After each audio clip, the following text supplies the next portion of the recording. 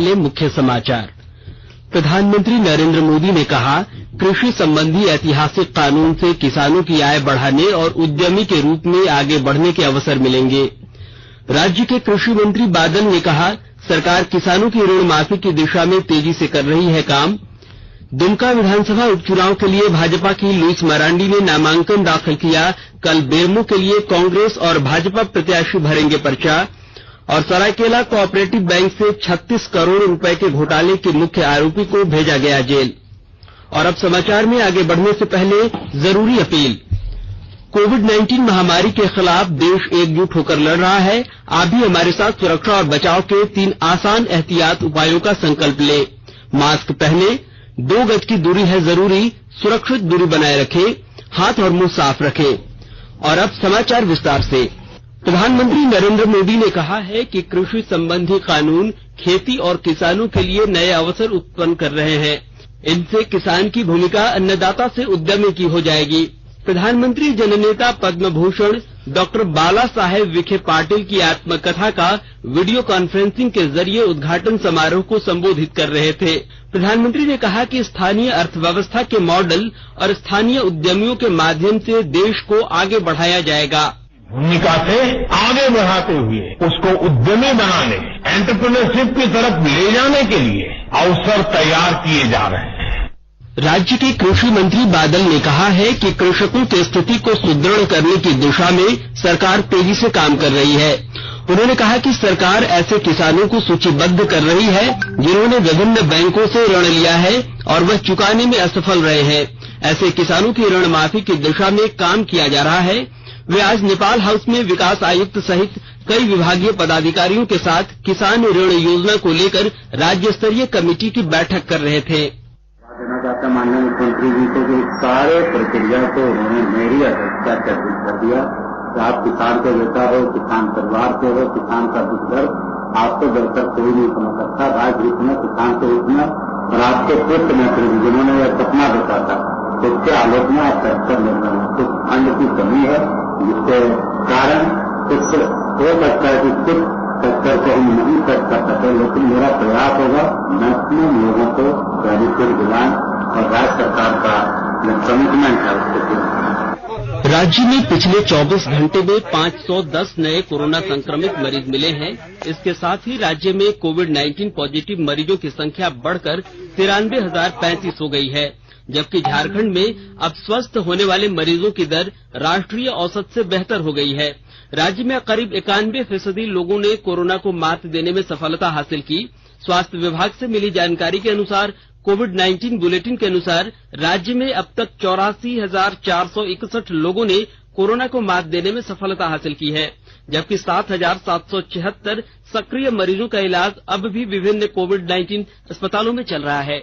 भाजपा विधायक नवीन जायसवाल ने कहा है कि वैश्विक महामारी कोरोना वायरस संक्रमण से लड़ने के लिए प्रधानमंत्री नरेंद्र मोदी ने जो 3 मूल मंत्र दिया है, उसी के सहारे इस लड़ाई को जीता जा सकता है। उन्होंने कहा कि समय समय पर हाथ धोते रहना, मास्क का इस्तेमाल और सामाजिक दूरी का पालन करके कोरोना से बचा जा सकता है। कोरोना महामारी पूरे विश्व में और इस देश में आहत हुआ, तब से देश के प्रधानमंत्री जी ने जनता के बीच 3 मंत्र दिए कि आप मास्क पहने, सोशल डिस्टेंसिंग रखें और बार बार अपने हैंड सैनिटाइज करें, हाथ धोएं। और ये मंत्र जिन्होंने भी इसको फॉलो किया और उनके 3 मंत्र को जनता बखूबी उसको निभा रही है। लेकिन कहीं कहीं लापरवाही जहां होती है और जहां लापरवाही होती है वहां पर ही कोरोना चपेट में लोगों को ले पाता है। दुमका विधानसभा उपचुनाव के लिए आज भाजपा प्रत्याशी लुइस मरांडी ने नामांकन पत्र दाखिल किया। इस अवसर पर भाजपा प्रदेश अध्यक्ष दीपक प्रकाश और विधायक अनंत ओझा समेत कई वरिष्ठ नेता उपस्थित थे। श्रीमती मरांडी के अलावा प्रत्याशी दुलड़ मरांडी और बाबूधन मुर्मू ने भी नामांकन किया।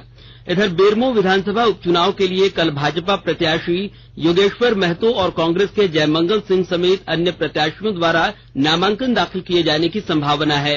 भाजपा के प्रदेश अध्यक्ष दीपक प्रकाश ने बताया कि बेरमो में पार्टी प्रत्याशी के नामांकन दाखिल के मौके पर भाजपा के अलावा सहयोगी दल आजसू पार्टी के कई वरिष्ठ नेता उपस्थित रहेंगे।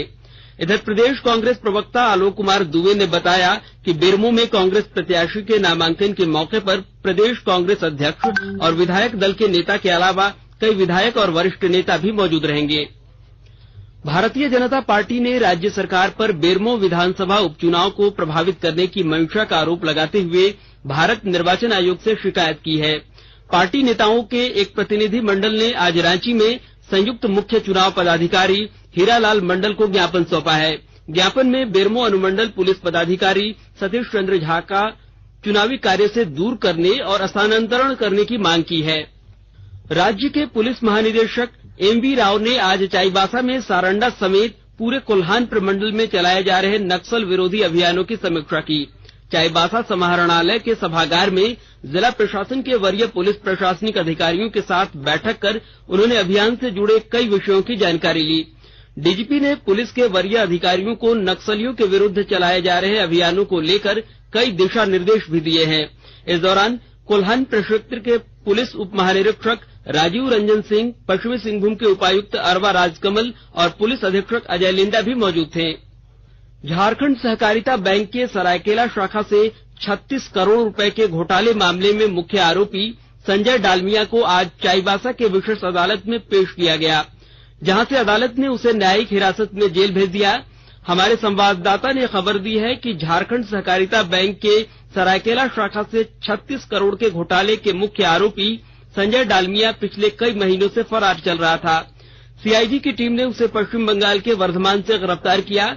इस मामले में सहकारिता बैंक के सरायकेला शाखा के तत्कालीन शाखा प्रबंधक, सहायक प्रबंधक समेत क्षेत्रीय कार्यालय चाईबासा के एमडी सहित लगभग 9 लोगों के खिलाफ पूर्व में ही गिरफ्तारी की कार्रवाई हो चुकी है।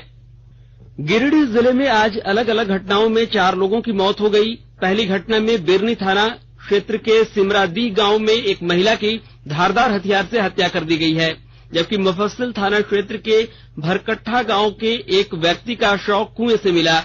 वहीं मधुबन थाना क्षेत्र में सड़क दुर्घटना में एक व्यक्ति की मौत हो गई। इधर बेंगाबाद थाना क्षेत्र के फुरसोदीह गांव में बिजली करंट लगने से एक व्यक्ति की मौत हो गई।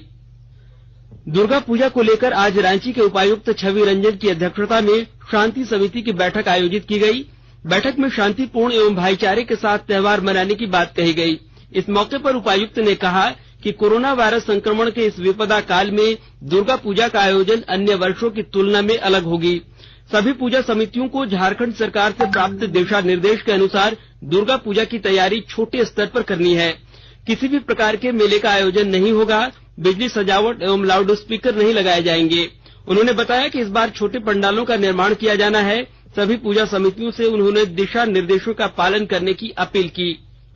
हजारीबाग में दुर्गा पूजा की तैयारियां जोर शोर से चल रही हैं। कोरोना संक्रमण काल में सरकार द्वारा जारी दिशा निर्देशों के तहत पूजा की तैयारियां की जा रही हैं।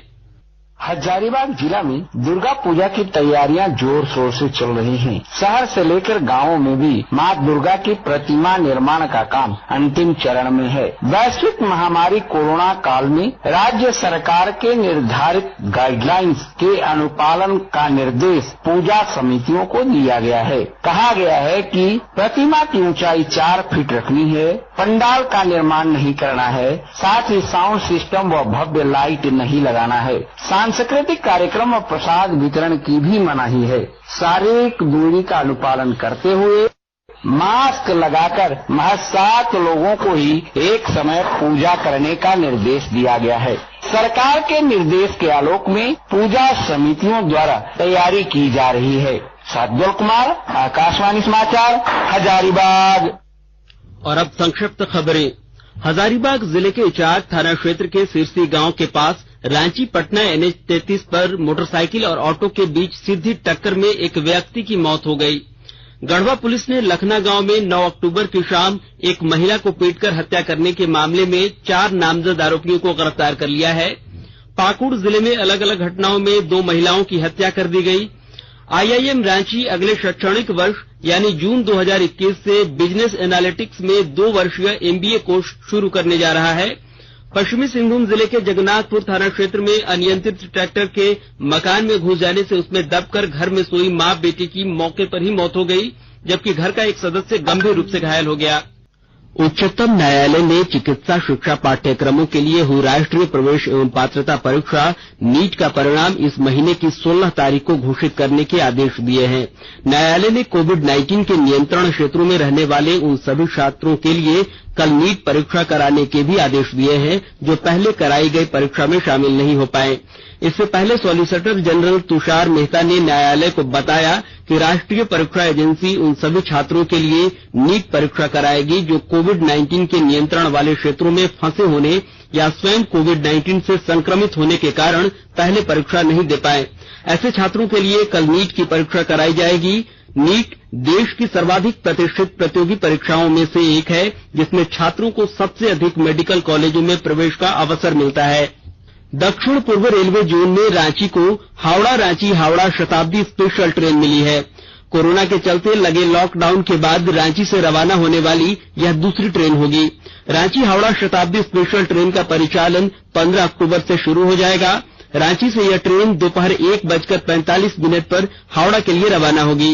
इसे लेकर रेलवे बोर्ड ने ट्रेन का शेड्यूल जारी कर दिया है। अनलॉक में अभी सिर्फ एक ट्रेन राजधानी एक्सप्रेस रांची और दिल्ली के बीच सप्ताह में 2 दिन गुरुवार और रविवार को चल रही है।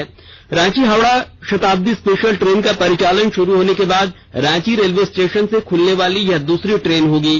रेलवे बोर्ड ने फैसला किया है कि हावड़ा रांची हावड़ा के बीच 15 अक्टूबर से शुरू होने वाली शताब्दी स्पेशल ट्रेन रविवार को छोड़कर सप्ताह में 6 दिन चलाई जाएगी। रांची के उपायुक्त छवि रंजन की अध्यक्षता में कल समाहरणालय स्थित सभागार में रांची के सभी निजी अस्पताल संचालकों के साथ बैठक हुई। जिन बैठकों में कोविड मरीजों का इलाज चल रहा है उसकी समीक्षा की गई। उपायुक्त ने इन अस्पताल में बेड की उपलब्धता, आईसीयू, वेंटिलेटर आदि की जानकारी फैसिलिटी ऐप पर प्रतिदिन अपलोड करने का निर्देश दिया। वहीं अस्पताल में दाखिल हो रहे कोविड मरीजों और अस्पताल से छुट्टी लेने वाले मरीजों का आंकड़ा डेली बेसिस पर अपडेट करने का निर्देश भी दिया। बैठक के दौरान बिना सूचना अनुपस्थित रहने वाले अस्पतालों के खिलाफ कारण बताओ नोटिस जारी करने का निर्देश दिया गया। साथ ही वैसे अस्पताल जिन्होंने फैसिलिटी ऐप पर डाटा अपडेट करने में ढिलाई बरती है उन्हें तुरंत अपडेशन में सुधार करने को कहा गया है। लगभग 6 महीने के बाद राजधानी रांची में कल से सिटी बसों का परिचालन शुरू हो गया। कोरोना के दिशा निर्देशों का पालन करते हुए पहले दिन कुल 16 सिटी बसें चली। इनमें 1265 यात्रियों ने सफर किया। नगर निगम की ओर से आज 10 और बसें रोड पर उतारी जाएंगी। इस तरह आज कुल 26 बसों का परिचालन होगा। नगर निगम के पास कुल 51 बसें हैं। इनमें 14 बसें कोरोना को लेकर चल रहे प्रशासनिक अभियान में लगी हुई हैं। नगर निगम के पास अभी 37 बसें मौजूद हैं। सभी बसों को सड़कों पर उतारा जाना है, लेकिन नगर निगम इन्हें चरणवार तरीके से सड़क पर उतारेगी। रांची वासियों को जिला और देश के विभिन्न हिस्सों में रोजगार मुहैया कराने के लिए जिला प्रशासन ने अपना टाइम टेक प्राइवेट लिमिटेड के साथ एमओयू पर साइन किया है। उपायुक्त छवि रंजन के समक्ष एम्प्लॉयमेंट ऑफिसर मन्नू कुमार ने जिला प्रशासन की ओर से, जबकि प्रणय मेहरोत्रा ने कंपनी की ओर से एमओयू पर साइन किया। आओ काम की बात करें, इस टैगलाइन के साथ अपना time tech private limited company जिला प्रशासन के सहयोग से आने वाले दिनों में लोगों को रोजगार मुहैया कराएगी। एमओयू साइन होने से पहले उपायुक्त ने कंपनी के बिजनेस हेड प्रणय मेहरोत्रा से प्रोजेक्ट के बारे में विस्तार से जानकारी ली। प्रणय मेहरोत्रा ने बताया कि रोजगार के लिए कंपनी ने डिजिटल प्लेटफॉर्म तैयार किया है। ऐप के माध्यम से जॉब ढूंढने वाले खुद को रजिस्टर करेंगे, जिससे उन्हें एक डिजिटल आइडेंटिटी मिलेगी। इस ऐप को गूगल प्ले स्टोर से डाउनलोड किया जा सकेगा। रांची जिला में अपना ऐप की लॉन्चिंग 27 अक्टूबर 2020 को होगी। खूंटी जिले के डुमरगढ़ी स्थित खूबसूरत लतरातू डैम पर्यटकों के आकर्षण का केंद्र बनेगा। उपायुक्त ने डैम के कायाकल्प की योजना तैयार की है। विस्तृत ब्यौरा दे रही हैं हमारी संवाददाता। रांची और खूंटी के सीमा क्षेत्र में डुमरगढ़ी में मौजूद खूबसूरत लतरातू डैम पर्यटकों के आकर्षण का केंद्र बनेगा। जिले के उपायुक्त ने आने वाले समय में पर्यटन की संभावनाओं को देखते हुए लतरातू डैम का कायाकल्प करने की योजना बनाई है। इसी क्रम में उपायुक्त ने जिले के अलग अलग विभागों के पदाधिकारियों के साथ लतरातू डैम में चल रहे सौंदर्यीकरण के कार्यों का निरीक्षण किया। बड़ी संख्या में लगे स्थानीय मजदूर डैम के आसपास के क्षेत्र को बेहतर बनाने में जुटे हैं। छोटे छोटे चट्टानों और हरी भरी वादियों के बीच बना लतरातू डैम 1-1.5 माह के बाद पर्यटकों के आगमन के लिए पूरी तरह तैयार कर लिया जाएगा। राजधानी से नजदीक होने के कारण बड़ी संख्या में पर्यटक लतरातू डैम की खूबसूरत वादियों की छटा का लुत्फ उठा सकेंगे। पर्यटकों की सुविधा का ध्यान रखते हुए आसपास की झाड़ियों की साफ सफाई कराई जा रही है। 2 पहिया, 4 पहिया और अन्य बड़े वाहनों के पार्किंग की व्यवस्था भी की जा रही है।